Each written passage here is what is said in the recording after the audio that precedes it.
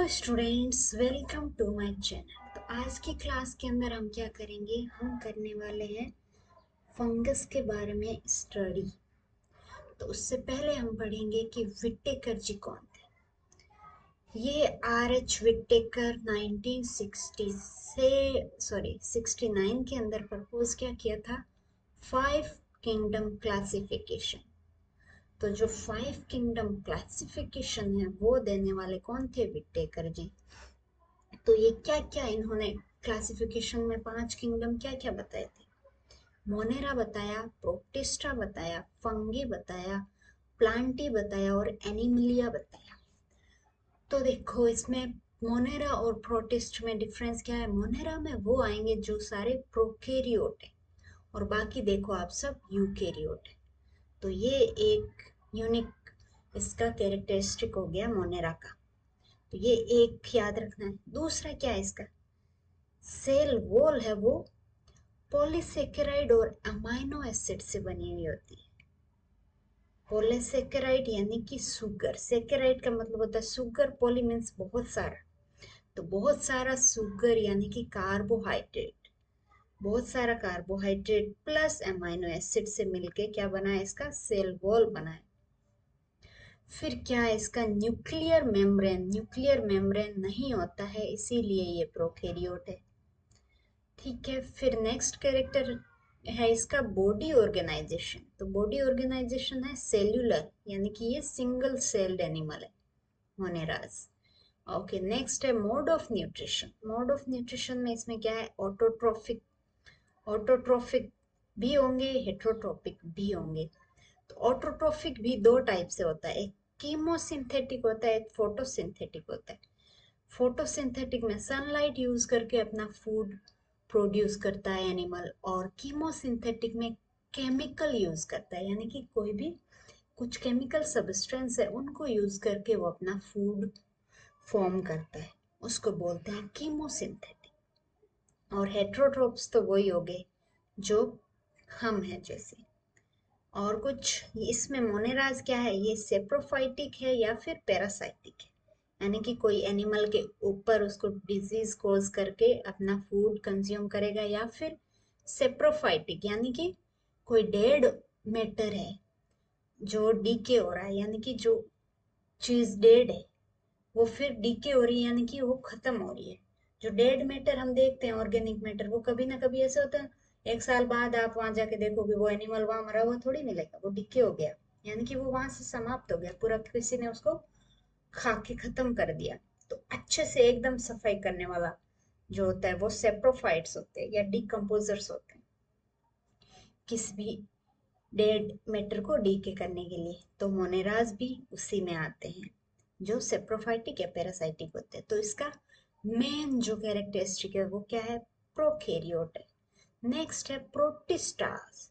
प्रोटिस्टास क्या होता है, ये यूकैरियोट होते हैं, सारे यूकैरियोट है, बट इस दूसरे यूकैरियोट से ये डिफरेंस क्या है इसमें, ये सेल्यूलर है यानी कि मोनेरा के जैसे सिंगल सेल्ड एनिमल है, बट वो यूकैरियोट है इसलिए ये मोनेरा से अलग है। और सेल वॉल प्रेजेंट होती है कुछ कुछ में और कुछ में नहीं भी होती है।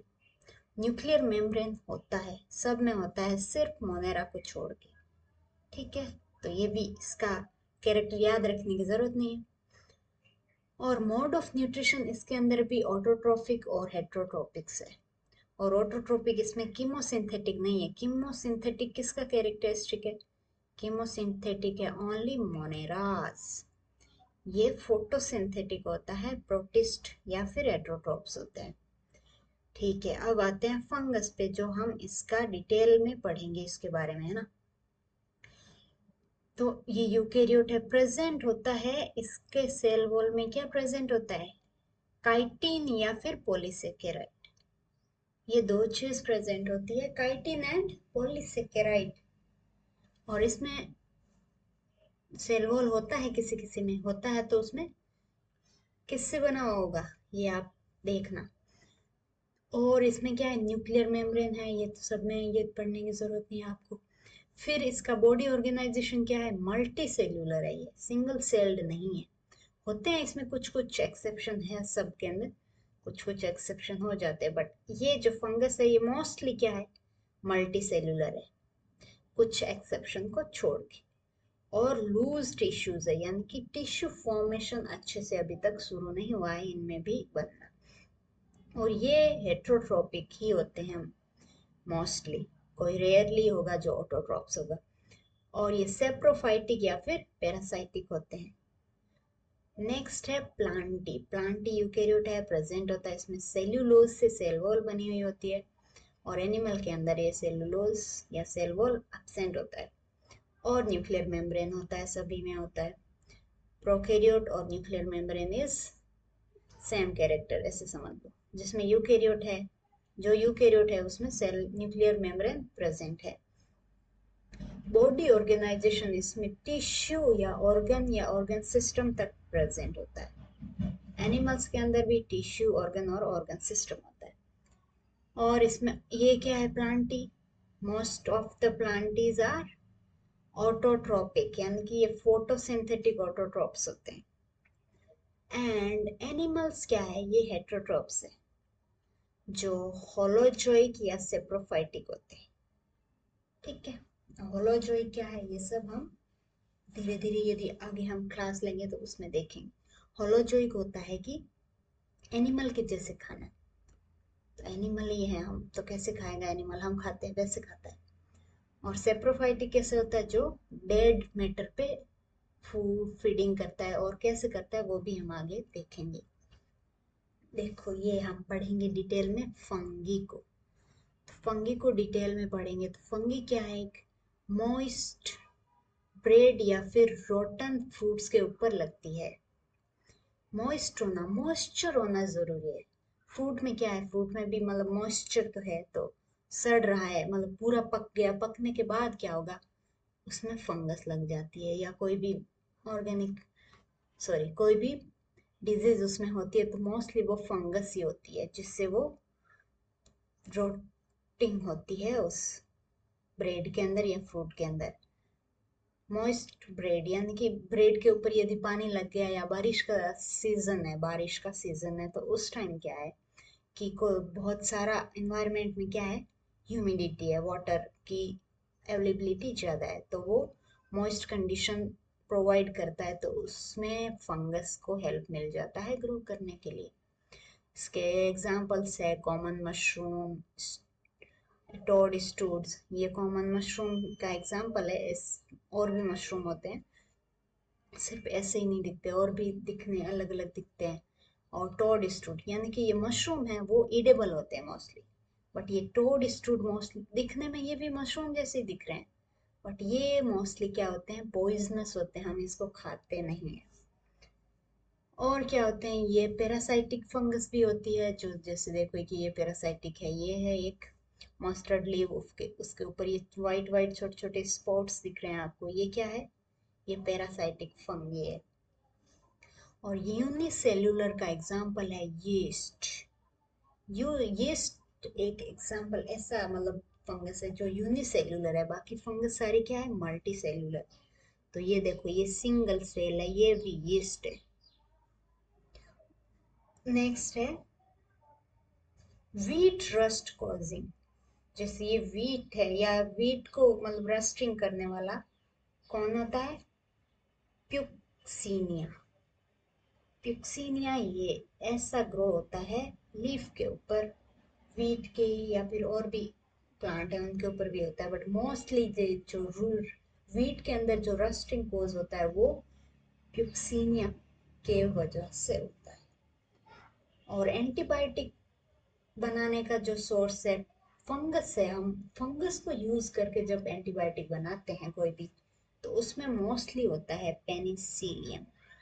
बाकी एंटीबायोटिक बनती है उस पे यूज किया जाता है बैक्टीरिया वगैरह, बट जो फंगस यूज की जाती है उसमें फंगस जो कॉमन यूज की जाती है वो है पेनिसिलियम। ये ऐसा दिखता है यदि हम माइक्रोस्कोप से जूम करके देखेंगे तो, पेनिसिलियम। नेक्स्ट है कि फंगस का स्ट्रक्चर कैसा होता है। फंगस के अंदर होता है हाइफी। हाइफी क्या है, एक फिलामेंटस स्ट्रक्चर है, और जो थ्रेड लाइक दिखता है, फिलामेंट कैसे होता है, थ्रेड लाइक है, और उसमें सेप्टम होते हैं, यानी कि ये जो मान लो एक सॉरी ये मान लो एक थ्रेड लाइक है स्ट्रक्चर, तो इसके अंदर ऐसे मतलब इसको बहुत सारे पार्ट में डिवाइड करने वाला ये जो बीच में आया है ये सेप्टा है, यानी कि सेपरेट कर रहा है इस यहाँ के न्यूक्लियस को यहाँ के न्यूक्लियस से, तो वो सेप्टा बोलते हैं उसको। माइसीलियम क्या है? माइसीलियम ये सिंगल हाइफी हो गया, बहुत सारे हाइफी हो जाएंगे, नेटवर्क ऑफ हाइफी, वो क्या हो जाता है? माइसीलियम। और जब माइसीलियम या हाइफी है उसके अंदर यदि जो ये सेप्टा प्रेजेंट नहीं होंगे, ऐसा होगा थ्रेड लाइक और बहुत सारे न्यूक्लियस है इसके अंदर, और न्यूक्लियस के बीच में कोई भी सेप्टम नहीं है, इसमें तो मैंने बना दी, यदि नहीं है उसमें तो ये क्या है? उसको बोलेंगे सिनोसाइटिक हाइफी, यानी कि ये वो हाइफी होगी जिसके अंदर बहुत सारे न्यूक्लियस एक एक साथ अपना क्या बोलते हैं साइटोप्लाज्म को शेयर कर रहे हैं, एक ही साइटोप्लाज्म को शेयर कर रहे हैं वो, तो उसको बोलते हैं सिनोसाइटिक, उसको सिनोसाइटिक हाइफी बोलेंगे, जिसमें कंटिन्यूस ट्यूब है एक और मल्टी न्यूक्लिएटेड है, एक न्यूक्लियस नहीं है, बहुत सारे न्यूक्लियस जिसमें प्रेजेंट है और वो सेपरेट नहीं है। जैसे ये देखो ये क्या है, पूरा बहुत सारे माइ हाइफी है तो उसको माइसीलियम बोलेंगे। ये एक हाइफी को हमने क्या बोल दिया? हाइफी बोल दिया, एक मतलब ब्रांच को। फिर उसके अंदर जो ये सेप्टम बने हैं, मतलब कि उनको ये न्यूक्लियस को सेपरेट करने वाला जो स्ट्रक्चर है उसको बोलते हैं सेप्टा। और ये जो टिप पे प्रेजेंट है एक स्पेरिकल शेप का स्ट्रक्चर, उसको बोलते हैं फ्रूटिंग बॉडी। और फ्रूटिंग बॉडी के अंदर छोटे छोटे स्पोर्स होते हैं। और ये है सिनोसाइटिक आईपी, जिसमें देखो बीच में सेपरेशन नहीं है, और इसमें ये सेपरेशन प्रेजेंट है, यानी कि सेप्टा प्रेजेंट है, तो ये सेप्टी हाइफी बोलेंगे इसको। नेक्स्ट है कि इसमें फीडिंग मैकेनिज्म क्या है। तो मोस्ट ऑफ द फंगस क्या होती है? हेट्रोट्रॉप्स होती है, और वो एब्सॉर्ब करती है सोल्यूबल ऑर्गेनिक मैटर को। तो एब्सॉर्ब कब होगी चीज? जब उसमें वाटर क्वांटिटी ज्यादा है, यानी कि मॉइस्ट हो रखी है चीजें, डेड मैटर है, यानी कि ब्रेड पड़ा है उसमें हमने पानी से भिगो दिया या भीग गया हो बारिश के मौसम में, तो उसमें क्या है? वाटर क्वांटिटी आ जाएगी। तो वाटर क्वांटिटी आने की वजह से क्या है, वो फिर अब वो एब्सॉर्ब कर पाएगी उस चीज को, तो एब्सॉर्ब करने की कंडीशन बन गई है। तो ये जो फंगस है वो क्या करती है? मोस्टली एब्सॉर्ब करती है फूड को, ऐसे ईट नहीं करती है चबा के हमारे जैसे, ये सिर्फ एब्सॉर्ब करेगी, ऐसे रुई के जैसे सोख लेती है, जैसे पानी को सोखते हैं वैसे ये फूड को सोखती है। और सोखेगी कब? जब उसमें वाटर क्वांटिटी ज्यादा होगी। तो ये सोल्यूबल ऑर्गेनिक मैटर या डेड सबस्ट्रेट्स को एब्सॉर्ब करती है। उस एब्सॉर्प्शन प्रोसेस को सेप्रोफाइटिक प्रोसेस, मतलब वो सेप्रोफाइटिक तरीके से फीडिंग कर रही है। एब्जॉर्प्शन करना यानी कि सेप्रोफाइट। फिर है पैरासाइटिक। पैरासाइटिक तो वो होते हैं जो जैसे हमने अभी जो रस्टिंग देखी थी, वीट के ऊपर हो गया या मस्टर्ड लीफ के ऊपर था, तो वो जो ग्रो कर रही है वो पैरासाइटिक फॉर्म है उसकी, फंगस की। फिर है सिम्बायोटिक। सिम्बायोटिक्स यानी कि कुछ कुछ फंगस क्या है, एल्गी के साथ रहती है, मतलब वो उसके बिना रह ही नहीं सकती। सिम्बायोटिक एकदम साथ जुड़ के वो रहेगी। जैसे ये दिख रहा है, ये ग्रीन एरिया है, ये ओनली एल्गी है, बट ये जो लाइट ग्रीन है और थोड़ा सा ऐसे लग रहा है कुछ लीफ जैसा स्ट्रक्चर, और ग्रीन दिख रहा है बट लीफ नहीं है, तो ये क्या है? ये है लाइकेन, यानी कि इस फंगस है ये टोटली, और ग्रीन जो पार्ट दिख रहा है वो एल्गी है। तो ग्रीन पार्ट एल्गी होता है और बाकी स्ट्रक्चर क्या होता है? फंगस होता है।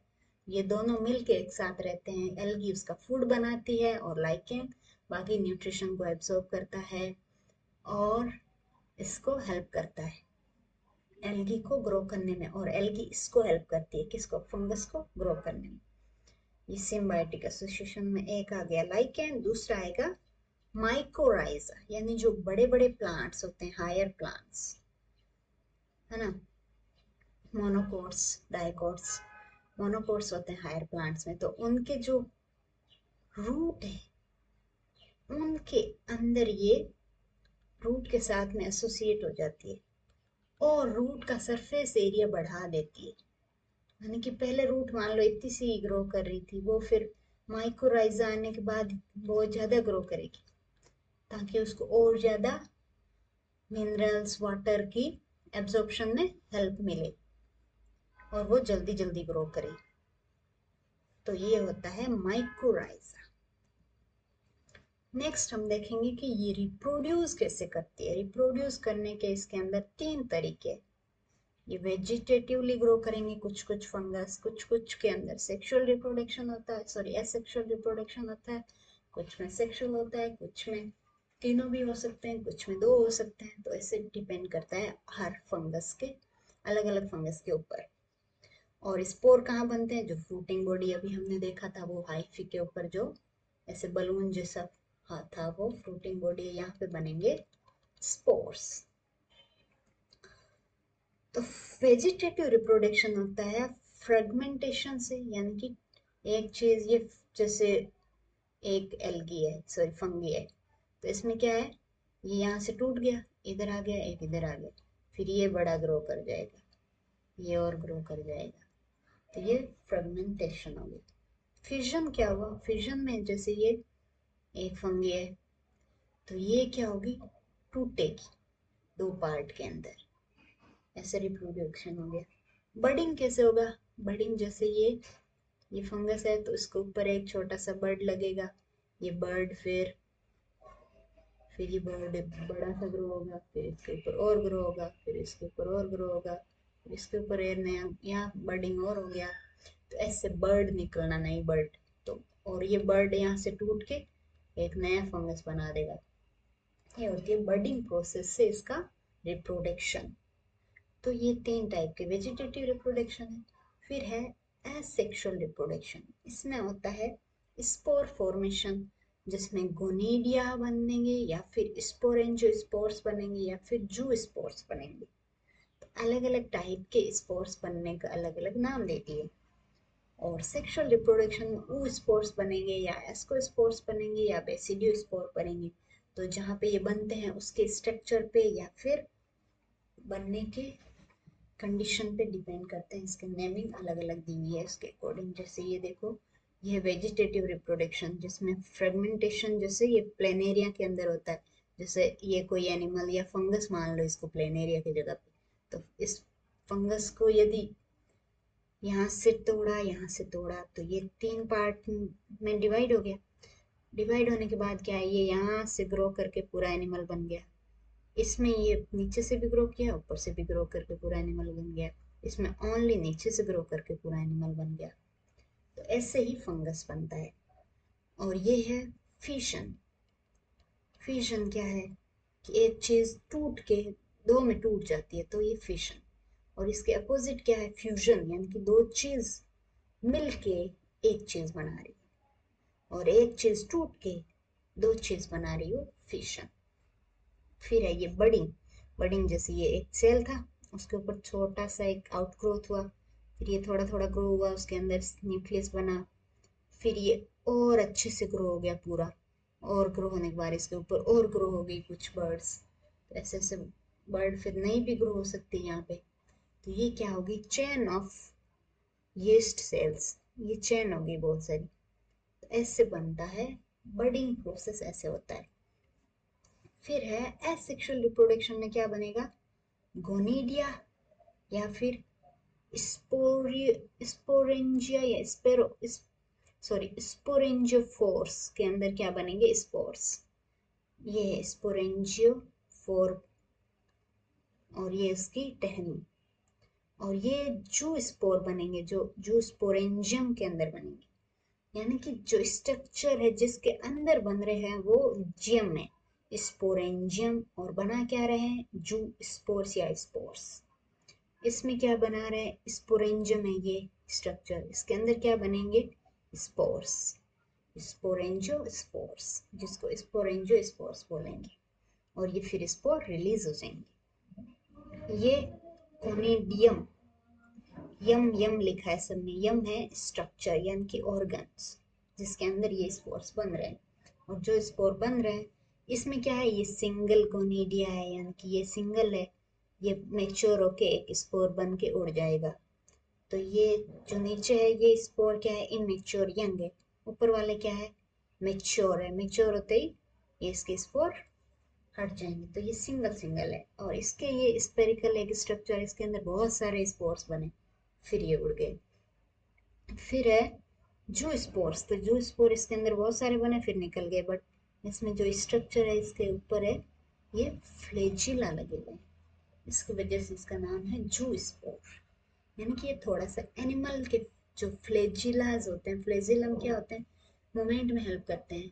तो मूवमेंट करने वाले एनिमल्स हो, मतलब मोस्टली जो ऑर्गेनिज्म होते हैं वो एनिमल्स होते हैं ना, इसलिए इसको जू नाम दिया। अब सेक्सुअल रिप्रोडक्शन में क्या है, जू स्पोर, सॉरी ऊ स्पोर्स। ऊ है ये एग के जैसे दिखने वाला स्ट्रक्चर के अंदर छोटे छोटे स्ट्रक्चर बनेंगे। फिर एस्कोस्पोर क्या होते हैं, ये जो एक स्ट्रक्चर है ट्यूब लाइक उसके अंदर स्पोर बनेंगे। तो ये जो स्ट्रक्चर ट्यूब लाइक है इसको एस्कस बोलते हैं या एस बोलते हैं। तो एस्कस के अंदर बनने वाला स्पोर एस्कोस्पोर कहलाएगा।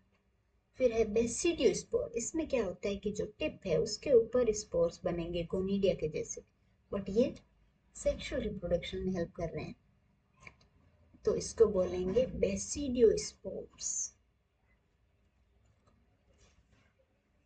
ओके, सेक्सुअल साइकिल में क्या होता है, यानी जैसे सेक्सुअल रिप्रोडक्शन होगा ना उसमें एक स्टेप वाइज प्रोसेस चलेगा, पहले ये होगा फिर ये होगा फिर ये होगा। तो इसमें सबसे पहले क्या होगा कि जो ये दो सेल है, कि दो सेल है जिसमें से एक मोटाइल है और नॉन मोटाइल गेमेट है। मोटाइल दोनों मोटाइल हो सकते हैं, दोनों नॉन मोटाइल हो सकते हैं, दोनों में से एक मोटाइल एक नॉन मोटाइल हो सकता है, कोई भी कंडीशन हो सकती है। तो जिसमें क्या होगा, दो गेमेट होंगे, ये एक गेमेट ये दूसरा गेमेट, दोनों आके क्या करेंगे, फ्यूज करेंगे।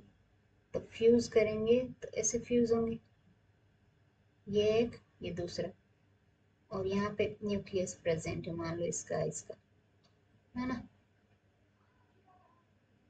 तो ये फ्यूज होते ही सबसे पहले क्या हुआ है, इसका जो साइटोप्लाज्म है उनके बीच में फ्यूजन हुआ है पहले, तो इसलिए इसका नाम दिया है प्लाज्मोगेमी, यानी कि प्रोटोप्लाज्म में उनके बीच में फ्यूजन हो रहा है। प्रोटोप्लाज्म क्या होता है, साइटोप्लाज्म प्लस सेल मेम्ब्रेन, तो इन दोनों के बीच में जो फ्यूजन हुआ है उसको बोलते हैं प्लाज्मोगेमी। तो पहला स्टेप है प्लाज्मोगेमी। फिर सेकेंड स्टेप में क्या होगा, सेकेंड स्टेप में ये एक सेल बन जाएगा, फिर इसके अंदर जो न्यूक्लियस है वो फ्यूज करेंगे आपस में, है ना। तो ये सेकेंड स्टेप है जिसके अंदर टू न्यूक्लियस है वो फ्यूजन कर रहे हैं, उसको बोलेंगे कैरियोगेमी। तो ये जो है स्टेप ये कहलाएगा कैरियोगेमी, यानी कैरियो का मीनिंग होता है न्यूक्लियस, गेमी मतलब फ्यूजन। तो इसमें कैरियोगेमस का यानी कि न्यूक्लियस का फ्यूजन हो रहा है। थर्ड स्टेप क्या है, फिर ये क्या बन जाएगा, एक सेल ही बन जाएगा, है ना। ये न्यूक्लियस है और ये सेल है। अब क्या होगा, अब न्यूक्लियस फिर से डिवाइड करेगा, एक बार मिक्स हो गए फिर दोबारा डिवाइड करेगा, और ये फिर डिवाइड होने के बाद वापस से फिर सेल भी अलग अलग हो जाएगी, यानी कि इनके अंदर मिक्स हो गया। अब मिक्स होने के बाद हम जैसे हम जूस बनाते हैं तो पहले क्या है, जैसे मिक्स करते हैं शक्कर वगैरह सब पूरा मिक्स करके फिर उसका एक एक ग्लास में बांट देते हैं जिनको जिनको पिलाना है। तो वैसे इनके दो पार्ट में पहले मिक्स होके फिर दो पार्ट में डिवाइड हो जाते फिर से, और फिर से उनको वापस से नया सेल अलग अलग बन जाते हैं। तो इसमें बनने का ये क्या प्रोसेस है कि ये दो सेल है, इसमें जैसे क्रोमोसोम थे। क्रोमोसोम क्या होते हैं, न्यूक्लियस के अंदर जेनेटिक मटेरियल जो डीएनए है, बहुत सारा डीएनए मिलके क्रोमोसोम बनाता है। तो मान लो इसमें क्रोमोसोम पहले इसके अंदर टू थे, इसके अंदर भी टू थे, तो ये दोनों फ्यूज होके क्या बना दिए, फोर। अब नॉर्मली जो डिवीजन होगा उसमें क्या है कि ये जैसे वेजिटेटिव रिप्रोडक्शन है उसमें क्या है, फोर क्रोमोसोम इधर जाएंगे फोर क्रोमोसोम इधर जाएंगे, मतलब इक्वल बंटेंगे। बट ये इसमें बताया कि मियोसिस प्रोसेस होता है। मियोसिस ऐसा प्रोसेस होता है जिसके अंदर क्या होता है, जो ये 4 है ना, इसको हाफ हाफ डिवाइड हो जाता है, ये 2 के अंदर, ये 2 के अंदर। तो ये क्या हो गया, वापस हैप्लॉइड बन गया। यानी कि ये जो हाफ होना है ना, क्रोमोसोम का हाफ होना, उसको बोलते हैं मियोसिस प्रोसेस। और उसके अंदर जो हाफ होने के बाद जो स्पोर बनेगा, यानी कि वो सेल बनेगा, वो कहलाएगा हैप्लॉइड स्पोर।